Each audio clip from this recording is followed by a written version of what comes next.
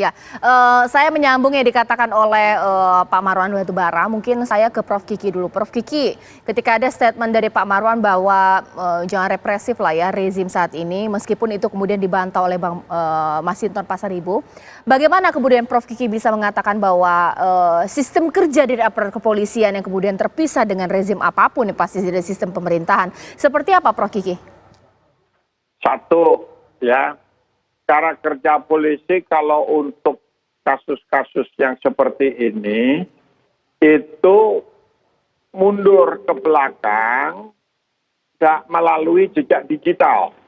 Jadi tidak, serta polisi ini kan ngomong bener aja, bertindak belakang orang, apalagi salah. Nah, jadi satu, itu pasti ada jejaknya dan tidak mungkin. Ini kenapa lalu nggak diterbitkan? Nanti kalau ke pengadilan kan repot. Ini sebagai fakta hukum. Satu. Jadi ada jejak digital. Kalau saya tahu nomor Anda, lalu karena polisi punya kewenangan itu bisa ditelusuri dalam hitungan detik, sekian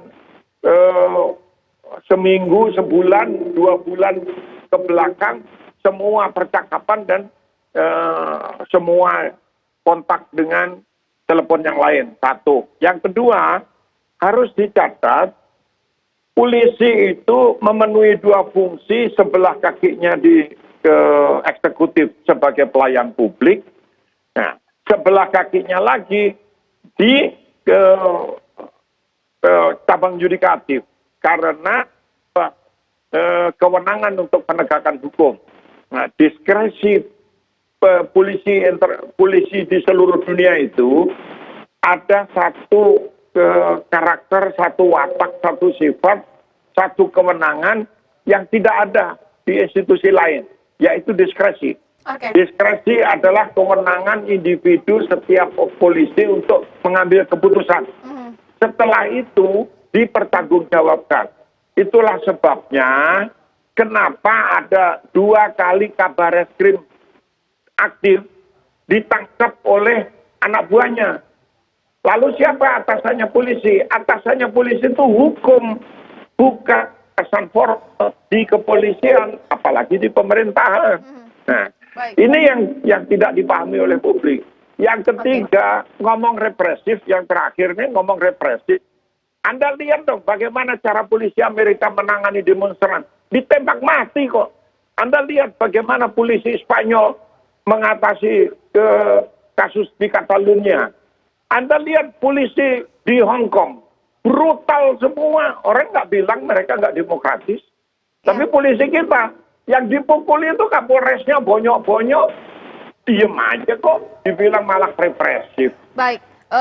Pak Marwan, terima kasih. Nanti apa yang dikatakan Pak Marwan ini menarik. Mungkin saya juga akan bertanya sebelum Pak Kudri ke Bang Mardhani. Bang Mardhani, oke lah kalau memang grup di grup inti ya, pendiri ataupun juga grup lainnya tidak ada hal yang bersifat menghasut, mengancam, meminta untuk membuat kerusuhan. Tapi kalau ada grup-grup turunan yang kemudian ditemukan, kan tidak mungkin juga kalau tidak ditindak secara hukum. Ini bagaimana Bang Mardhani?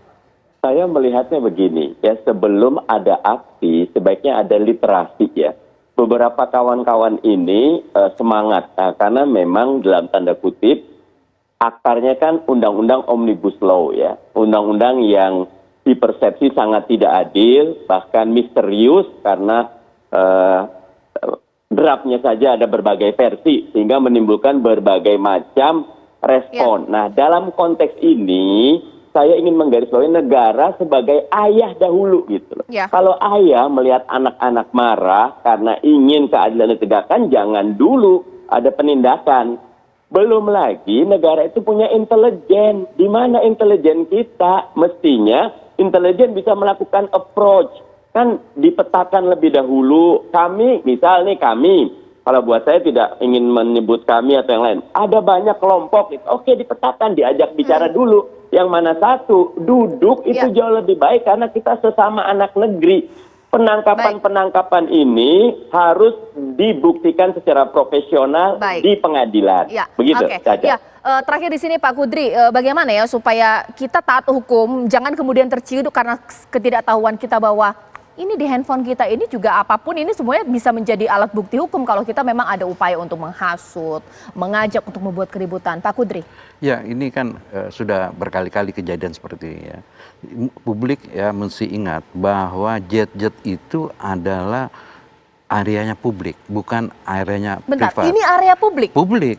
Karena itu jadi nggak bisa, makanya selalu kan kita ingatkan. Ya. Harus bijaklah menggunakan jet-jet kalau kita berkomunikasi ini. Dan juga misalnya ini sekarang lagi tren ya, kita melaksanakan rapat-rapat dengan Zoom, dengan ini atau webinar Ya. gitu ya. Itu hati-hati kalau misalnya bisa melanggar hukum misalnya, apakah itu katakanlah misalnya melakukan penghinaan atau bahkan bisa menjadikan ajakan menghasut, itu bisa langsung kena. Baik. Ini mesti diingat ya. Baik, ya. Tanpa berupaya untuk memberikan kesimpulan prematur baik kepada kami atau juga penyidikan aparat kepolisian, tapi kita tunggulah ini bagaimana kemudian proses hukum berjalan. Terima kasih Pak Marwan, terima kasih Pak Kudri, terima kasih Bang Mardhani, juga Bang Masinton atas informasinya. Sambil kita tunggu bagaimana proses hukum ini berlaku dan juga berlanjut pemirsa. Dan apa kabar Indonesia Malam masih akan kembali dengan sejumlah informasi lainnya sesaat lagi. Tetaplah bersama kami.